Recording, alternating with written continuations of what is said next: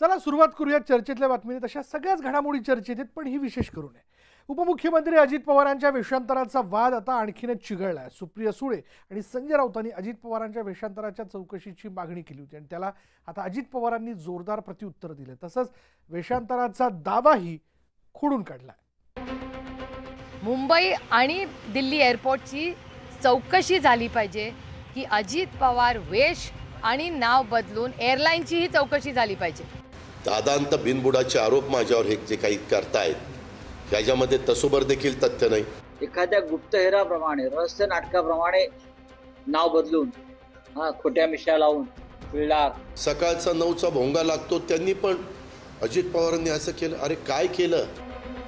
कथित वेषांतराच्या आरोपाविरोधात उपमुख्यमंत्री अजित पवार यांनी आक्रमक पवित्रा घेतला। त्यामुळे हा वाद आता लवकर शमण्याची चिन्ह दिसत नाहीत।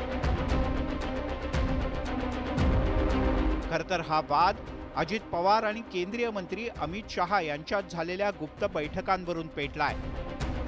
गेल्या वर्षी अजित पवार महायुतीत सहभागी झाले, मात्र त्यापूर्वी दिल्लीत केंद्रीय गृहमंत्री अमित शहा यांच्यासोबत त्यांच्या जवळपास 10 बैठका झाल्या। अजित पवार वेषांतर करून अमित शहा यांच्या भेटीसाठी गेल्याची चर्चा आहे। मुंबई दिल्ली विमान प्रवासात त्यांनी मास्क आणि टोपी वापरली होती। तसंच विमानाचं तिकीट अजित पवार या नावाच्या ऐवजी ए पवार या नावानं काढण्यात आलं होतं, असं अजित पवार यांनी दिल्लीत अनौपचारिक गप्पांमध्ये सांगितलं।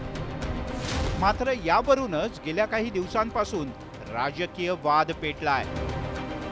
तर सुप्रिया सुळे यांनी हा मुद्दा संसदेत उपस्थित केला होता। त्याला अजित पवार यांनी सडेतोड उत्तर दिलं। उद्या कुठला तरी टेररिस्ट असं करेल, तो नाव बदलून येईल, याची जबाबदारी कोण घेणार? It is a national security issue. Mumbai आणि दिल्ली एअरपोर्टची चौकशी झाली पाहिजे की अजित पवार वेश आणि नाव बदलून एअरलाईनची ही चौकशी झाली पाहिजे। एअरलाईननी कसं काय अलाव केलं ज्या माणसाला तुम्ही ओळखत नाही? आणि सिव्हिल एव्हिएशन मंत्रालयाने ह्याचं उत्तर दिलं पाहिजे। एखाद्याने स्वतःचं नाव बदलून जाणं हा पण गुन्हा आहे। त्याच्या संदर्भात सगळीकडे सीसीटीव्ही कॅमेरे आहेत आणि खुशाल काही पण बडबडतात। कोण बहुरूपी म्हणतंय, कोण काय म्हणतंय, कोण काय म्हणतंय। म्हणणाऱ्यांना काही लाज लज्जा शरम वाटली पाहिजे। दादांत बिनबुडाचे आरोप माझ्यावर हे जे काही करतायत त्याच्यामध्ये तसोबर देखील तथ्य नाही। खासदार सुप्रिया सुळे यांच्याप्रमाणेच संजय राऊत यांनी सुद्धा अजित पवार यांना टार्गेट केलं। केंद्रीय गृहमंत्री अमित शहा यांच्यावर सुद्धा निशाणा साधला। वेषांतर करून गुन्हेगार देशात विमानात प्रवास करत असतील अशी शंका आणि टीकाही राऊत यांनी केली। तसंच अजित पवार यांच्या कथित वेषांतरावरून खोचक टोलाही लगावला।